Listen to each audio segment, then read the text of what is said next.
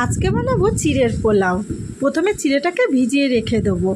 আর এবার কড়াই নিয়ে নিচ্ছি, কড়াই গরম হয়ে গেছে, তার মধ্যে তেল দিয়ে দিয়েছি সর্ষে ফোড়ন, কাঁচা লঙ্কা, পেঁয়াজ কুচিয়ে একটু ভালো করে নাড়াচাড়া করে পেঁয়াজটাকে ভেজে নিয়েছি। এবার দিয়ে দিলাম পেঁয়াজ পাতা কুচি আর দিলাম মটরশুঁটি।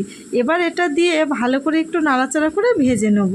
এবার আমি এর মধ্যে দিয়ে দেব লবণ আর হলুদ, তারপরে আবার একটু এটাকে ভালো করে ভেজে নেব।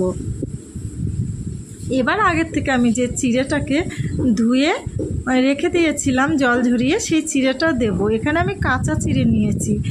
এবার এটা দিয়ে ভালো করে নাড়াচাড়া করে একটু মিশিয়ে নেব। চিড়ের পোলাও রেসিপি আমার আগেও দেওয়া আছে, কিন্তু সেটা সবজি দিয়ে, আজকেরটা একদম সবজি দিইনি। আর একটু দিয়ে দিলাম সামান্য পরিমাণে চিড়ে আর ধনে পাতা কুচি। তো এইভাবে বানিয়ে দেখবেন, খুব ভালো লাগবে। আশা করি সবার খুব ভালো লাগবে। ভালো থাকবেন, ধন্যবাদ।